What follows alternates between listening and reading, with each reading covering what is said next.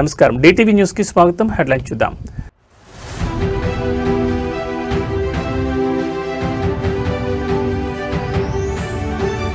నేడు ఢిల్లీకి ముఖ్యమంత్రి రేవంత్ పార్టీ అగ్రనేతలతో సీఎం సమావేశం.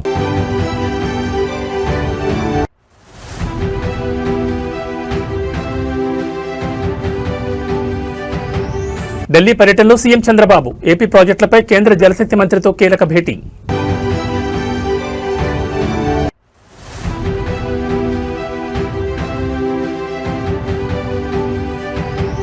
రేపీ తెలంగాణలో మున్సిపల్ ఎన్నికలు, 3,000 మంది పోలీసులతో ఎన్నికల బందోబస్తు.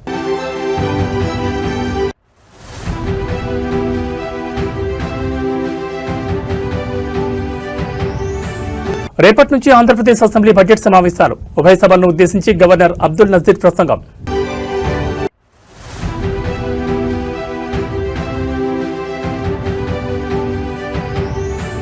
ఆక్రమణలపై హైడ్రా భారీ ఆపరేషన్, 700 కోట్ల ప్రభుత్వ భూమిని కాపాడిన హైడ్రా.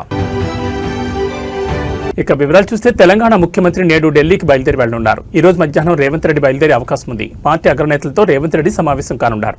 మున్సిపల్ ఎన్నికలపై ఆయన చర్చించనున్నారు. కొందరు నేతలు పార్టీ నిర్ణయానికి వ్యతిరేకంగా పనిచేయడానికి కూడా అధిష్టానం దృష్టికి తీసుకెళ్లే అవకాశం ఉంది. అలాగే మున్సిపల్ ఎన్నికలకు సంబంధించిన అప్డేట్ను కూడా పెద్దలకు ఇవ్వనున్నారు. దీంతో పాటు తెలంగాణలో జరగనున్న మరో ఉప ఎన్నిక గురించి కూడా పార్టీ పెద్దలతో చర్చించే ఛాన్స్ ఉందని చెప్తున్నారు.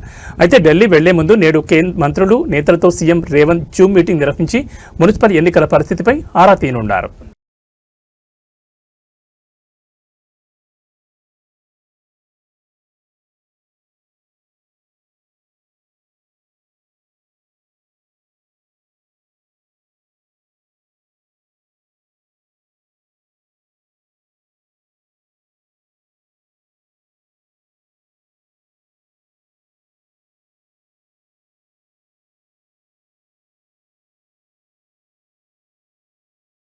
ఏపీ సీఎం చంద్రబాబు తన ఢిల్లీ పర్యటనలో భాగంగా రాష్ట్రానికి సంబంధించిన కీలక జలవనరుల అంశాలపై కేంద్ర ప్రభుత్వం దృష్టి సారించారు.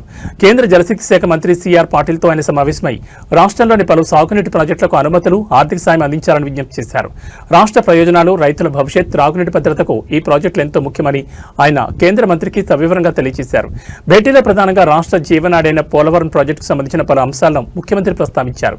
ప్రాజెక్టు పనులకు ఆటంకంగా ఉన్న స్టాఫ్ వర్క్ ఆర్డర్ను శాశ్వతంగా ఎత్తివేయాలని కోరారు. కుడి, ఎడమ కాలువల సామర్థ్యం పెంపు కారణంగా పెరిగిన వ్యయాన్ని రీయింబర్స్మెంట్ చేయాలని కోరారు. అలాగే భూసేకరణ, పునరావాసం వంటి పనులు చేపట్టాల్సిన ఫేజ్ 2కు అదనంగా సుమారు 32,000 కోట్ల నిధులు అవసరమని, వాటిని వెంటనే మంజూరు చేయాలని విజ్ఞప్తి చేశారు. అనంతరం గోదావరి వరద జలాలను రాయలసీమ వంటి వర్షాభావ ప్రాంతాలకు తరలించే లక్ష్యంతో ప్రతిపాదించిన పోలవరం నల్లమల సాగర్ లింక్ ప్రాజెక్టు గురించి వివరించారు. జాతీయ నదుల అనుసంధానం విధానంలో భాగంగా ఈ ప్రాజెక్టుకు అనుమతులిచ్చి సాంకేతిక ఆర్థిక సహాయం అందించాలని కోరారు. అంతర్రాష్ట్ర జల వివాదాల పరిష్కారంపై సీఎం చంద్రబాబు దృష్టి సారించారు. ఆంధ్రప్రదేశ్, ఒడిశా మధ్య ఉన్న వంశధార నదీ జలాల వివాదాన్ని పరిష్కరించేందుకు ట్రిబ్యునల్ తుది నివేదికను వెంటనే గెజెట్లో ప్రచురించాలని, తద్వారా నేరడి బ్యారేజ్ నిర్మాణానికి మార్గం సుగమం చేయాలని కోరారు. అలాగే ఏపీ, తెలంగాణ మధ్య గోదావరి జలాల పంపకంపై వివాదం కొనసాగుతున్న నేపథ్యంలో దీని పరిష్కారానికి తక్షణమే గోదావరి నీటి వివాదాల ట్రిబ్యునల్ ఏర్పాటు చేయాలని విజ్ఞప్తి చేశారు. ఎగువ కృష్ణాపై కర్ణాటక ప్రభుత్వం చేపట్టిన ఆల్మట్టి డ్యాం ఎత్తు పెంపు ప్రతిపాదనపై ఏపీ అభ్యంతరాలను బలంగా వినిపించారు.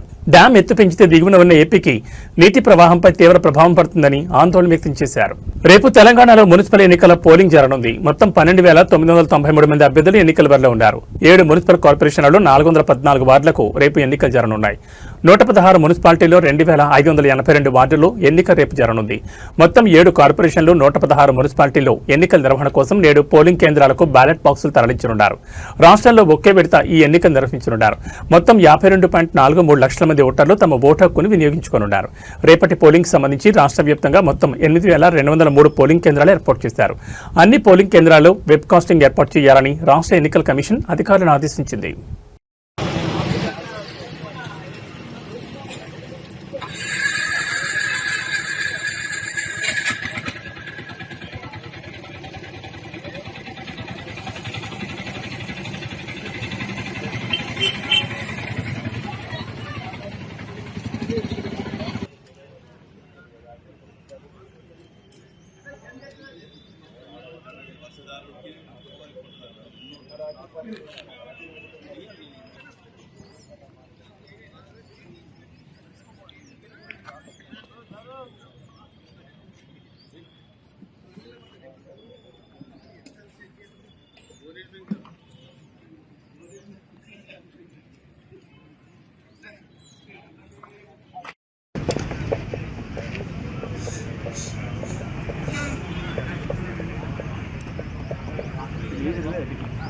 చేయలేదు 9 గంటల లైవ్ ఉందని వచ్చినాం.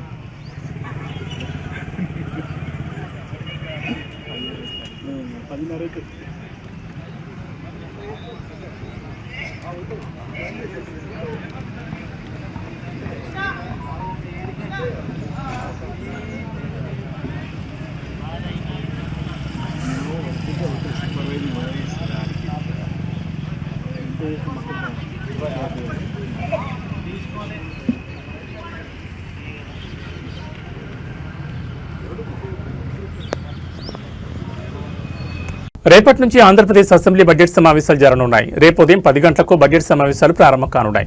ఉభయ సభలను ఉద్దేశించి గవర్నర్ అబ్దుల్ నజీర్ ప్రసంగించనున్నారు. బడ్జెట్ సమావేశాలు ఎన్ని రోజులు నిర్వహించాలన్న దానిపై తర్వాత జరిగే బీఎస్సీ సమావేశంలో చర్చించి నిర్ణయం తీసుకోనున్నారు.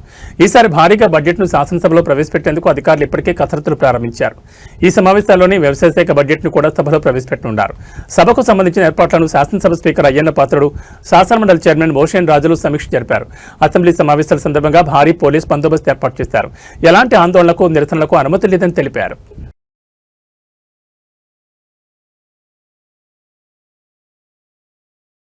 నగరంలో ప్రభుత్వ భూముల ఆక్రమణలపై హైడ్రా ముప్పేట దాడి చేస్తూ కబ్జాదారులకు 3 చెరువుల నీళ్లు తాగిస్తోంది.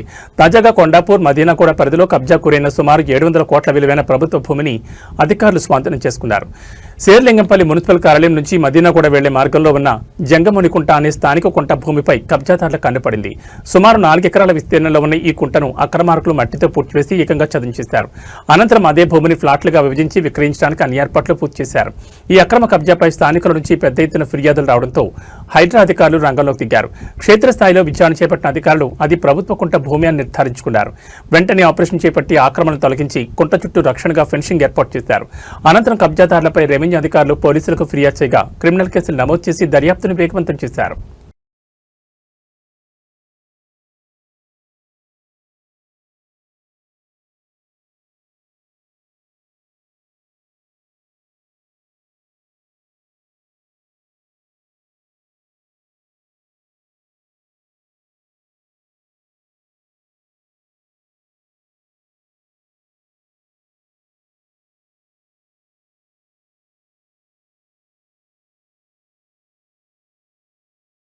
తెలంగాణ రాజకీయాల్లో జడ్చర్ల కాంగ్రెస్ ఎమ్మెల్యే అనిరుద్ రెడ్డి జనసేన నాయకుల మధ్య మాటల యుద్ధం ముదిరింది. తెలంగాణలో పోటీ చేస్తున్న జనసేన అభ్యర్థులపై అనిరుద్ రెడ్డి చేసిన అనుచిత వ్యాఖ్యలకు నిరసనగా జనసేన తెలంగాణ రాష్ట్ర ప్రచార కార్యదర్శి ఆర్కే సాగర్ తీవ్రస్థాయిలో మండిపడ్డారు. ఈ మేరకు ఇవాళ ఆయన ఒక వీడియోను విడుదల చేశారు. ఈ సందర్భంగా సాగర్ మాట్లాడుతూ ఇటలీలో పుట్టిన సోనియా గాంధీ నాయకత్వంలో పనిచేస్తున్న మీకు తెలంగాణ బిడ్డలను ప్రశ్నించే నైతిక హక్కు ఎక్కడిది అని ఘాటుగా ప్రశ్నించారు. తెలంగాణ మట్టిలో పుట్టి ఇక్కడి ప్రజల కోసం పోటీ చేస్తున్న జనసేన అభ్యర్థుల గురించి మాట్లాడేటప్పుడు మతిస్థిమితం ఉండాలని హితవు పలికారు. జనసేన అధినేత పవన్ కళ్యాణ్ వ్యక్తిత్వం, రాజకీయ పోరాటం గురించి మాట్లాడే స్థాయి అనిరుద్ రెడ్డికి లేదని సాగర్ స్పష్టం చేశారు. అసలు అనిరుద్ రెడ్డి ఎమ్మెల్యేగా ఎలా గెలిచారో నియోజకవర్గ ప్రజలకే అర్థం కావడం లేదన్నారు. ప్రజల కష్టం వస్తే ఆదుకునే గుణం పవన్ కళ్యాణ్ దని కామెంట్ చేశారు. ఎమ్మెల్యేగా గెలిచిన అనిరుద్ రెడ్డి తన జీవితంలో ఎప్పుడైనా సొంత డబ్బులతో ఒక్క పెద్దవాడికైనా సాయం చేశారని సాగర్ నిలదీశారు. అనిరుద్ రెడ్డి తన నోట్ను అదుపులో పెట్టుకోకపోతే తెలంగాణ ప్రజలు, జన సైనికులు తగిన రీతిలో బుద్ధి చెప్తారని హెచ్చరించారు. ప్రజా సమస్యలపై పోరాటం చేతకాని వారు ఇలాంటి పిచ్చి వ్యాఖ్యలు చేస్తూ పబ్బం గడుపుకుంటున్నారని సాగర్ తీవ్రస్థాయిలో విమర్శించారు. ఈరోజు అనిరుద్ రెడ్డి కాంగ్రెస్ పార్టీ శాసనసభ్యుడు మతిస్థిమితం లేకుండా పిచ్చి పిచ్చిగా మాట్లాడుతున్నాడు. ఈయన శాసనసభ్యుడు అన్నాడు కూడా నాకు మనసు రావట్లేదు. అసలు ఈయన ఎమ్మెల్యే ఎలా అయ్యారో కూడా అర్థం కావట్లేదు. తెలంగాణలో పుట్టి, తెలంగాణలో పెరిగి, తెలంగాణలో పోటీ చేసే అభ్యర్థుల గురించి ఈయన పిచ్చి పిచ్చిగా మాట్లాడుతున్నారు. సిగ్గుండాలా? అసలు మీకు సిగ్గుందా? ఎక్కడో ఇటలీ కాంగ్రెస్ పార్టీ అధ్యక్షురాలు సోనియా గాంధీ గారి అధ్యక్షతన మీరు పోటీ చేస్తున్నారు. మీకు సిగ్గుందా? ఒకసారి ఆలోచించుకోండి. మీకు రాజ్యాంగ విలువలు, ప్రజాస్వామ్యం తెలియకుండానే ఎమ్మెల్యే అయిపోయారు. ఎవరు ఎక్కడి నుంచి అయినా పోటీ చేయొచ్చు ఆ మాత్రం తెలియకుండా ఎమ్మెల్యే అయిపోయారు. మేము తెలంగాణలో 336 మందికి, బడుగు బలహీన వర్గాలు, అతి సామాన్యులకి, పోరాట స్ఫూర్తి ఉన్న వాళ్ళకి, హక్కుల కోసం పోరాడే వాళ్ళకి టికెట్లు ఇచ్చాం. మీరు ఎలాంటి వాళ్ళకి ఇచ్చారో మీకే తెలుసు. ఆర్థికంగా లేకపోయినా గుండె ధైర్యంతో పోరాడుతున్నారు జనసేన కార్యకర్తలు. ఇక్కడ పవన్ కళ్యాణ్ గురించి మాట్లాడే అర్హత నీకుందా? నీ జీవితంలో ఎప్పుడైనా నీ స్వంత మనీ తీసి నీ నియోజకవర్గ ప్రజలకు ఇచ్చావా? పవన్ కళ్యాణ్ గారు పదవిలో ఉన్నా లేకపోయినా సరే ఆయన స్వంత మనిని కుటుంబాన్ని పక్కన పెట్టి సరి అందరికీ తన స్వంత కష్టాజితాన్ని పనిచేశారు ఎప్పుడో. అలాంటి ఆయన పట్టుకొని పిచ్చి పిచ్చి మాటల యాక్టరు ప్యాకేజు, ఒక దేశ ప్రధానమంత్రిని పట్టుకొని పిచ్చి పిచ్చి మాటల నువ్వేమేమిలవే? నీకేదైతే ప్రజలు ఓటేసి గెలిపించారో వాళ్ళ అభివృద్ధి కోసం వాళ్ళ సంక్షేమం కోసం పాటుపడు, అంతేగాని ఇలా పిచ్చి పిచ్చి మాటలు మాట్లాడి ఈ ఎమ్మెల్యేకి పదవికి ఉన్న గౌరవాన్ని తగ్గించరు. నీ వల్ల మిగతా ఎమ్మెల్యే కూడా చెడ్డ పేరు వస్తుంది. ఇక్కడ నుంచి ఇలాంటి మాటలు మాట్లాడితే ఇతర పార్టీలు కాదు, నీ పార్టీ వాళ్ళే హర్షించారు. గుర్తుపెట్టుకో మిస్టర్ అనిరుద్ధ్ రెడ్డి, నీ కార్యకర్తలు వచ్చే కొట్టేస్తారు ఇంట్లో నిన్ను. మాజీ మంత్రి అంబటి రాంబాబు క్వాష్ పిటిషన్పై నేడు ఆంధ్రప్రదేశ్ హైకోర్టులో విచారణ జరగనుంది. నగరంపాలెం పోలీసులు నమోదు చేసిన కేసును క్వాష్ చేయాలని అంబటి రాంబాబు పిటిషన్ వేశారు. ఈ కేసులో అంబటి రాంబాబు నిందితుడిగా ఉన్నారు. ఆంధ్రప్రదేశ్ ముఖ్యమంత్రి చంద్రబాబు దూషించిన కేసులో అంబటి రాంబాబుకు బెయిల్ లభించింది. అయితే మెడికల్ కళాశాలల ప్రైవేటీకరణకు సందర్భంగా పోలీసుల విధులకు ఆటంకం కలిగించారన్న కేసుపై ఈ నెల 22వ తేదీ వరకు రిమాండ్ విధించింది. తనపై రాష్ట్ర వ్యాప్తంగా నమోదైన కేసులను క్వాష్ చేయాలని వేసిన పిటిషన్లను కూడా హైకోర్టు విచారణ చేసి మార్చి 2వ తేదీకి వాయిదా వేసింది. నగరంపాలెం కేసు క్వాష్ పిటిషన్పై నేడు హైకోర్టులో విచారణ జరగనుంది. ఎక్స్క్లూజివ్ గా నేను చూపిస్తున్నాను. అంబటి రాంబాబు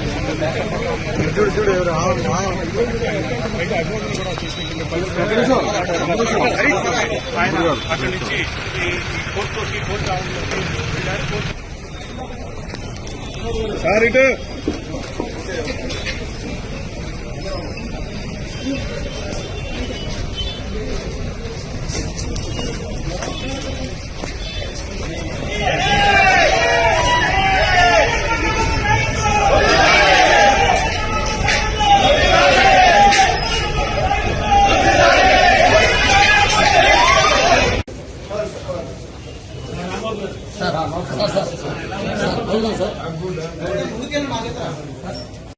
మళ్ళీ అడ్మిట్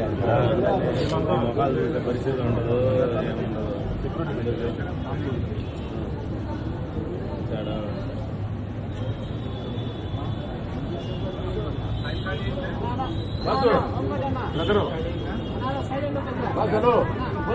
మీరు కొంచెం అడ్డు మాకు సైడ్ ఇవ్వండి.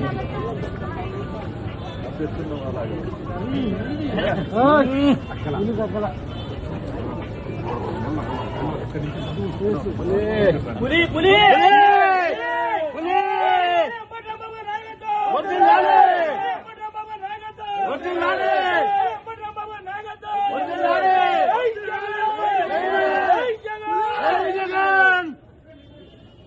జంట హత్యల కేసులో అభియోగాలు ఎదుర్కొంటున్న వైసీపీ నేత మాచర్ల మాజీ ఎమ్మెల్యే పిన్నెల్లి రామకృష్ణారెడ్డితో పాటు ఆయన సోదరుడు పిన్నెల్లి వెంకట్రామరెడ్డికి గురజాల కోర్టులో పోరాట లభించింది. వారు దాఖలు చేసిన బెయిల్ పిటిషన్ను న్యాయస్థానం తిరస్కరించింది. పల్నాడు జిల్లా వెల్దుర్తి మండలం కొండ్లపాడు గ్రామంలో గత ఏడాది మే 24న టీడీపీ నేతలు జీవిశెట్టి వెంకటేశ్వర్లు, జీవిశెట్టి కోటేశ్వరరావుల జంట హత్యల కేసులో పిన్నెల్లి రామకృష్ణారెడ్డి, వెంకట్రెడ్డి నిందితులుగా ఉన్నారు. ఈ కేసులో పిన్నెల్లి వెంకటరెడ్డి గత ఏడాది డిసెంబర్ 1న, రామకృష్ణారెడ్డి, వెంకట్రామరెడ్డి డిసెంబర్ 11న మాచర్ల జూనియర్ సివిల్ జడ్జి కోర్టులో లొంగిపోయారు. అప్పటి నుంచి వీరు జైల్లో రిమాండ్ ఖైదీలుగా ఉన్నారు. వీరి బెయిల్ కోసం దాఖలు చేసిన పిటిషన్పై నిన్న గురజాల్లోని 10వ అదనపు జిల్లా న్యాయస్థానంలో వాదనలు జరిగాయి. వాదనల అనంతరం న్యాయాధికారి జి ప్రియదర్శిని బెయిల్ పిటిషన్ కొట్టేస్తూ ఉత్తర్వులు ఇచ్చారు.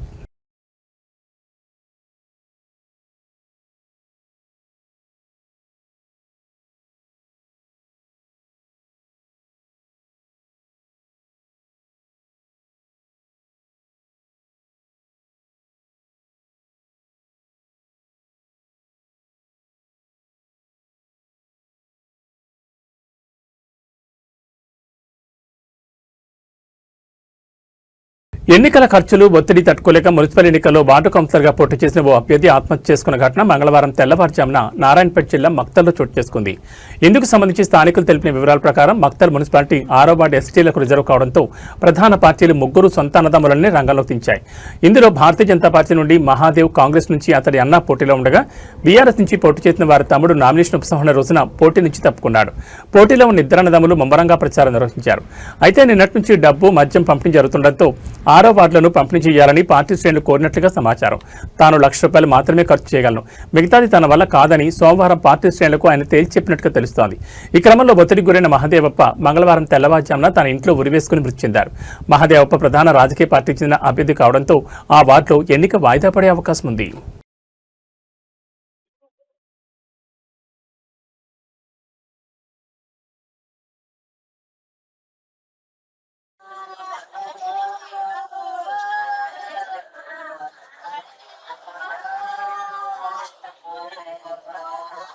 ఉందమ్మా, నేను కూడా గెలుస్తాను, నాకు ధైర్యం ఉంది గెలిచేటంత.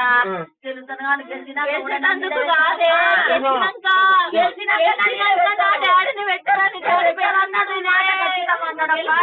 డాడీకి తెలిస్తే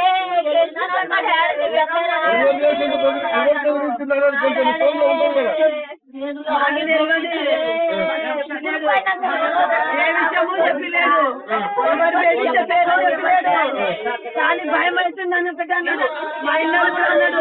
మేము భయపడతాము, మేము ఉన్నాము, నలుగురు అన్నారు చెప్పిండు. హైదరాబాద్లోని రాజేంద్రనగర్ పోలీస్ స్టేషన్ పరిధిలో గల ఉప్పర్పల్లిలో భారీ అగ్ని ప్రమాదం చోటు చేసుకుంది. స్థానిక మారుతి సుజుకి సర్వీస్ సెంటర్లో అకస్మాత్తుగా మంటలు చెలరేగడంతో ఆ ప్రాంతంలో ఒక్కసారిగా కలకలం రేగింది. దట్టమైన పొగలు అలుముకోవడంతో స్థానికులు భయాందోళనకు గురయ్యారు. ప్రమాదం జరిగిన వెంటనే అప్రమత్తమైన స్థానికులు అగ్నిమాపక సిబ్బందికి సమాచారం అందించారు. ఘటనా స్థలానికి చేరుకున్న ఫైర్ ఇంజన్లు శ్రమించి మంటలను అదుపులోకి తీసుకొచ్చాయి. సకాలంలో స్పందించడంతో మంటలు పక్కనే ఉన్న ఇతర భవనాలకు వ్యాపించకుండా అంటుకోగలిగారు. ఈ ప్రమాదంలో పలు కార్లు పూర్తిగా దగ్ధమయ్యాయి. ఈ ఘటనపై కాలనీ వాసులు తీవ్ర నిరసన వ్యక్తం చేస్తున్నారు. సర్వీసింగ్ సెంటర్ నిర్వాహకుల నిర్లక్ష్యం వల్లే ఈ ప్రమాదం జరిగిందని వారు ఆరోపిస్తున్నారు. నివాస ప్రాంతాల మధ్య సరైన భద్రతా ప్రమాణాలు పాటించకుండా ఇలాంటి కేంద్రాలు నిర్వహించడం వల్ల తమ ప్రాణాలకు ముప్పు పొంచి ఉందని స్థానికులు ఆవేదన వ్యక్తం చేశారు. మరోవైపు ఈ ప్రమాదంపై సర్వీసింగ్ సెంటర్ యజమానులు భిన్నమైన వాదనలు వినిపిస్తున్నారు. ఇది ప్రమాదవశాత్తు జరిగింది కాదని, ఎవరో కావాలనే తమ సెంటర్కు నిప్పంటించారని వారు అనుమానం వ్యక్తం చేస్తున్నారు. తమ వ్యాపారాన్ని దెబ్బతీసేందుకే ఈ దుశ్చర్యకు పాల్పడి ఉండొచ్చని వారు పోలీసులకు ఫిర్యాదు చేశారు.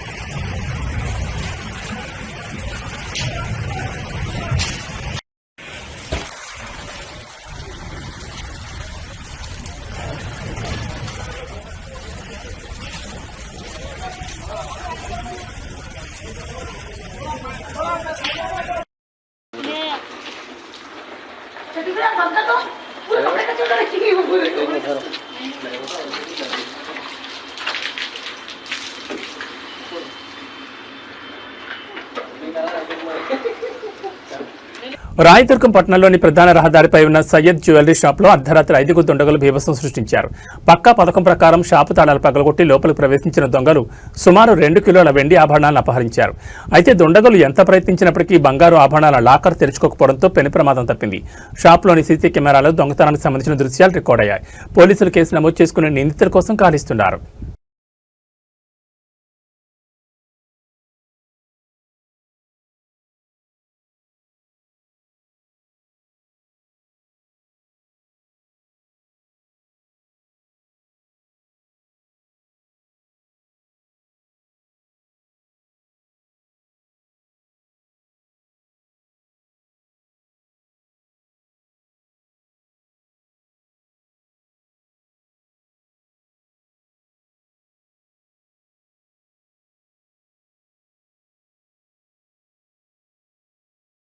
శ్రీశైలం పుణ్యక్షేత్రంలో సోమవారం ఉద్రిక్త పరిస్థితి నెలకొంది. క్యూలైన్లలో ఉన్న భక్తులు, శివస్వాములు అధికారుల తీరుపై తీవ్ర ఆగ్రహం వ్యక్తం చేశారు. ఉదయం 5 గంటల నుంచి క్యూలైన్లలో వేచి ఉన్న దర్శనం జరగకపోవడంపై శివస్వాములు అధికారులపై మండిపడ్డారు. దర్శనం కోసం క్యూలైన్లు, కంపార్ట్మెంట్లలో వేచి ఉన్న భక్తులు కళ్లు తిరిగి పడిపోతున్నారని శివస్వాములు ఆందోళన వ్యక్తం చేశారు. అధికారుల తీరుకు నిరసనగా శివస్వాములు క్యూలైన్ గేట్లెక్కి బయటకు వచ్చి ఆగ్రహం వ్యక్తం చేశారు. శివభక్తుల రద్దీని కంట్రోల్ చేయడానికి ఏఎస్పీ యుగంధర్ బాబు, జిల్లా ఎస్పీ సునీల్ షేరాన్ ప్రయత్నించినప్పటికీ పరిస్థితి అదుపులోకి తీసుకొచ్చే ప్రయత్నం చేశారు. దీంతో ఏఎస్పీ యుగంధర్ బాబు లాఠీతో బెదిరిస్తూ శివదీక్ష భక్తులను చెదరగొట్టి కంట్రోల్లోకి తెచ్చారు.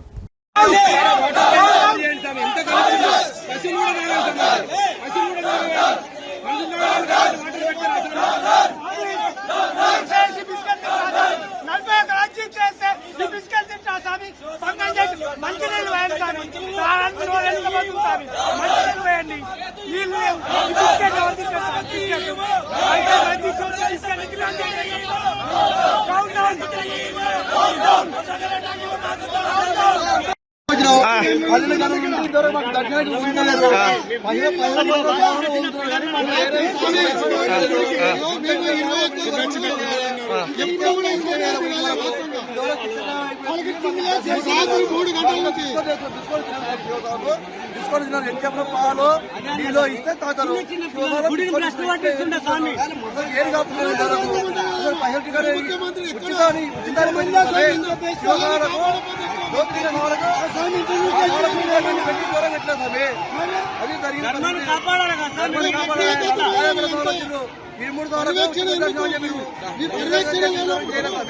మీ పర్యవేక్షణ లేనప్పుడు మీ పాలక మండలి ఎందుకు ఏం చేస్తారు? మీ పాలక మండలి ఎందుకోసం ఉంటుంది?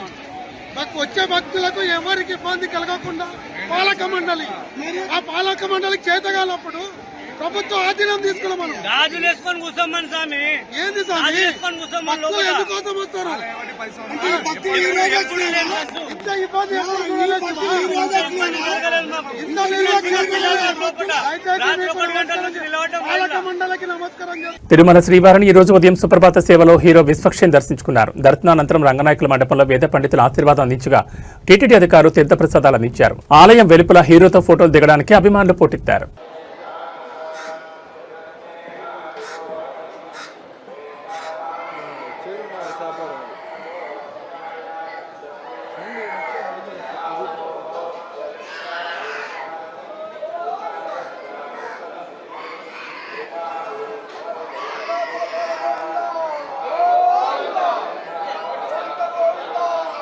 సైడ్ రానా కొద్దిగా.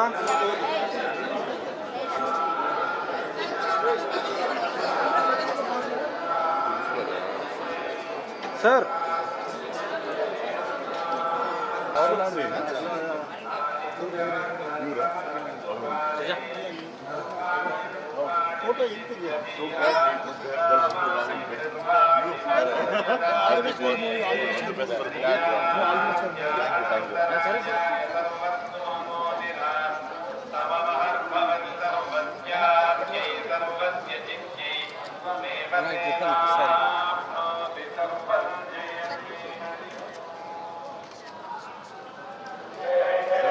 Temple shot photos sir.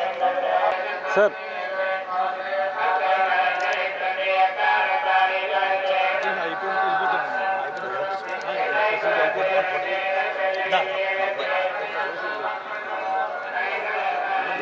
Phone తీసుకున్నా ఫోన్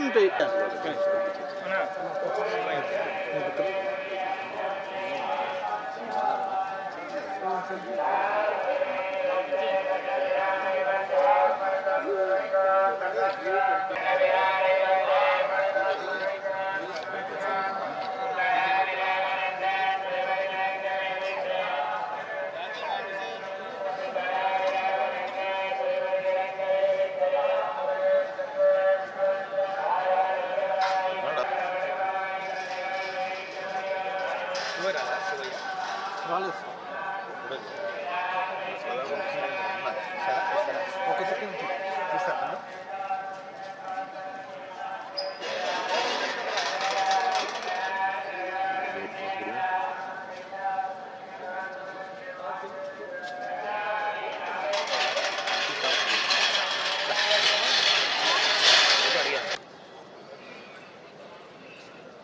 వచ్చిన కారు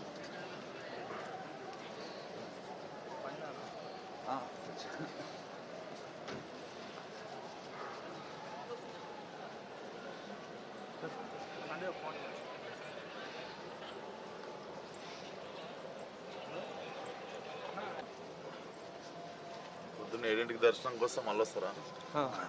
పొద్దున్న వదిలేసి ఇప్పుడు తీసేది అప్పుడు 5:30కి కదా.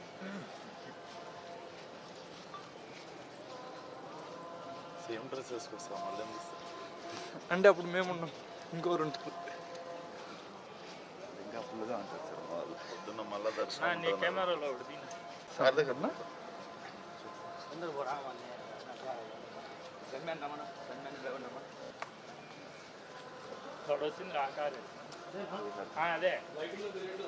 అదేలే ఫోన్ చేసి చెప్పిన T20 world cup men tournament అనేక మలుపులు తిరుగుతోంది. తాజాగా టీమిండియాతో పాక్ జట్టు మ్యాచ్ ఆడేందుకు పాకిస్తాన్ ప్రభుత్వం గ్రీన్ సిగ్నల్ ఇవ్వడం హాట్ టాపిక్ గా మారింది.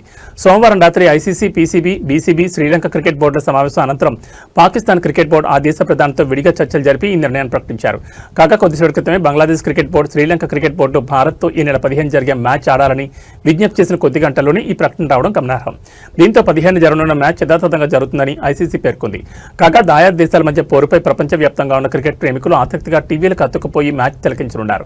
అయితే భారత్లో తాము మ్యాచ్లు ఆడబోమని, వేదికలు మార్చాలని బంగ్లా క్రికెట్ బోర్డు ఐసీసీని కోరగా అందుకు ఐసీసీ తిరస్కరించింది. దీంతో తాము టీ20 వరల్డ్ కప్ లో పాల్గొనలేదని ప్రకటించింది.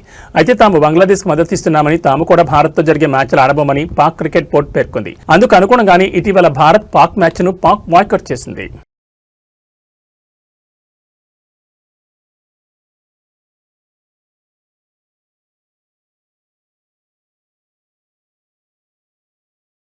ఇక బులెటిన్ ముగించే ముందు హెడ్లైన్స్ మరోసారి.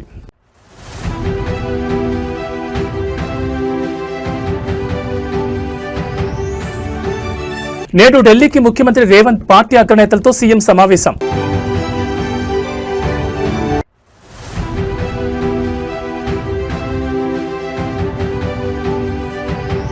ఢిల్లీ పర్యటనలో సీఎం చంద్రబాబు ఏపీ ప్రాజెక్టులపై కేంద్ర జలశక్తి మంత్రితో కీలక భేటీ.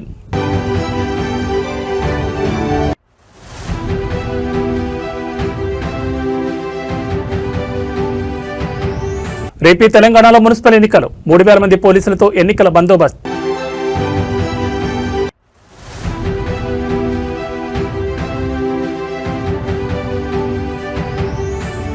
రేపటి నుంచి ఆంధ్రప్రదేశ్ అసెంబ్లీ బడ్జెట్ సమావేశాలు, ఉభయ సభలను ఉద్దేశించి గవర్నర్ అబ్దుల్ నజీర్ ప్రసంగం.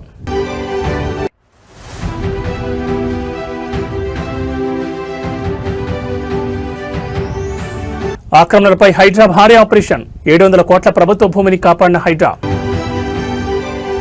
ఇవి బులెటిన్ విశేషాలు. మరో బులెటిన్లో మళ్ళీ కలుసుకుందాం. నమస్కారం.